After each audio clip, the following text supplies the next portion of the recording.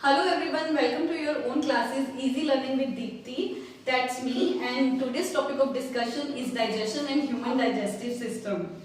Before starting the video, I would like to suggest the students of grade 8, 9, 10 to just watch it 2-3 times and you are good to go to write an elaborated note on the digestive system. Though it is informative for us all, as it is always good to know our body. So let's just begin. Every human being on this earth consumes 1.27 kg food per day, 365 kg food per year and 30,000 kg during his or her own lifetime. And every single scrap of this food makes its way through the human digestive system, which is comprised of 10 organs, covers 9 meters or 30 feet and have 20 specialized cell types. This makes human digestive system one of the most diverse and complex organ system. Human digestive system essentially consists of the digestive tract or gastrointestinal tract, or it is also called alimentary canal, and over 10 organs of digestion. Without these organs of digestion, the alimentary canal or GI tract is just a hollow tube, and probably the same stuff will come out that you will put in without the action of enzymes from these organs of digestion. Along with these organs of digestion, the digestive tract, which is 30 feet long, turns out to be a powerful digestive factory in which all these parts work into unison to perform one single task, that is converting the raw materials of the food into the nutrients which then provide energy for growth, repair and regulation of various metabolic activities of our body. The journey of food in human body takes place in 5 major stages called ingestion, digestion, absorption, assimilation and egestion. We shall discuss them one by one. Ingestion. Simply the name is suggesting itself, called as the act of feeding, and it is just the taking up of the food via your mouth. Second stage, digestion, which is the process of breakdown of the food from larger complex molecules to smaller simpler ones, and it takes place via 2 methods, the mechanical or physical breakdown and the chemical breakdown. The mechanical breakdown takes place with the help of teeth, tongue and palate. The whole buccal cavity is involved in it. Now the cutting of food via teeth serves 2 purposes. The swallowing will be easier and more surface area will be there for the enzymatic action. Now the fun fact about digestion is that it starts even before the food enters into our body.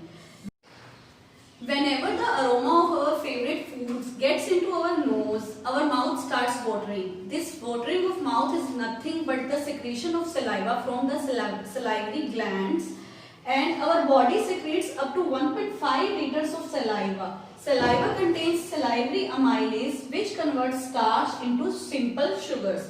So enzymatic action on starch starts into the mouth itself. Now chewing of food with the help of tongue and the sloshing saliva converts the food into the moist lump called bolus. This bolus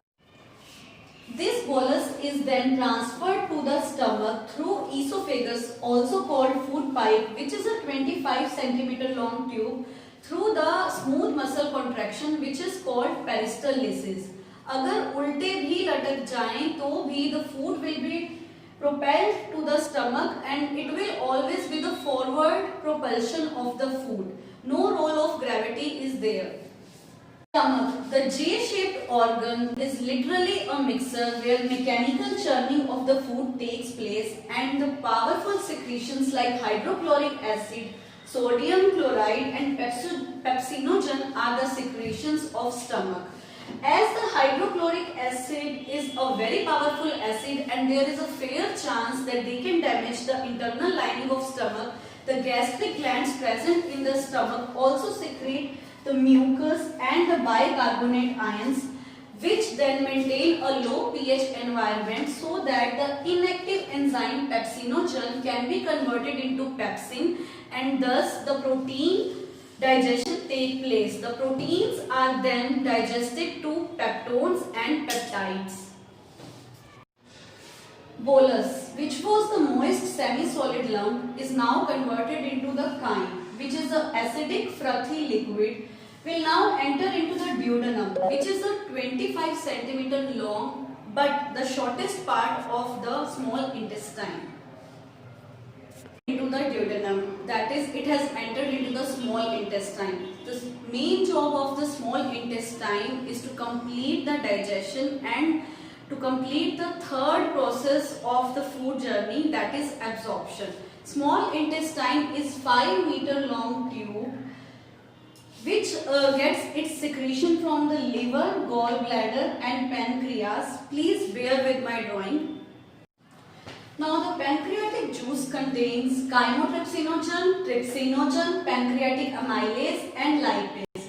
Chymotrypsinogen and trypsinogen will convert into chymotrypsin and trypsin respectively and acts on the proteins. The pancreatic amylase acts on the carbohydrates and lipase acts on the lipids or fats.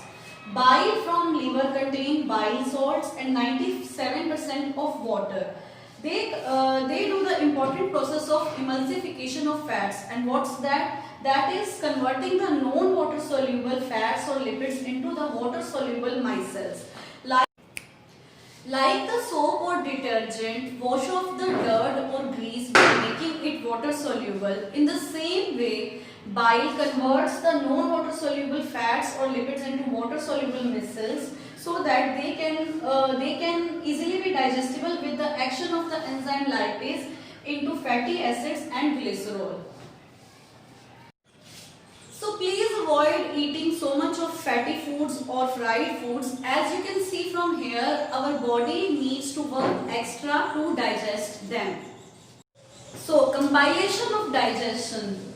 Proteins with the action of pepsin, chymotrypsin and trypsin are converted into amino acids. Fats or lipids with the combined action of bile and lipase converts into fatty acids and glycerols.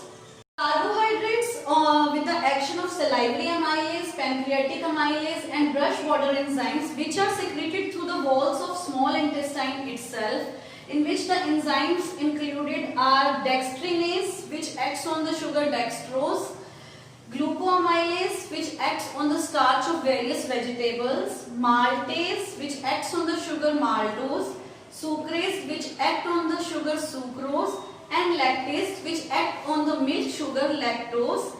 They convert the carbohydrates into the simpler molecules glucose or fructose. Digestion is now completed. The larger complex molecules are converted into the simpler, smaller molecules. Absorption, which is the third stage of food journey, will now take place. The walls of the small intestine have finger-like projection called villi, which further have the finger-like projection called microvilli, and these thus increase the surface area of the small intestine tremendously. The tremendously increased surface area will now allow the super effective absorption of these smaller molecules. Thus the fourth stage of food journey will now arrive here, that is assimilation. The simpler molecules now pass the cell walls of the microvilli and now are taken up by the bloodstream and lymphatics, where they can perform their functions for which they are meant for, that is to provide energy, to repair, to regulate the vital processes and to help the body to grow. Now after absorption and assimilation, the leftover remnant will enter into the 1.5 meter long large intestine, which can be divided into ascending colon, transverse colon and descending colon. Do you know our large intestine has 700 types of bacteria which weigh around 200 grams into the body. The large intestine produces propionate, butyrate and essential vitamin like vitamin K. Now the water and any remaining nutrient will get absorbed into the large intestine and the leftover indigestible food is compacted into the form of stool and will be stored into the rectum. and will be egested from the body through anus via anal canal when we feel like. Digestion thus marks the end of the journey of food into the human body, which is a 30-hour long journey. If you want to get a better understanding about the difference between egestion and excretion, please refer to my another video on the topic of excretion. If you like my video, please share it and please subscribe my channel. Thank you.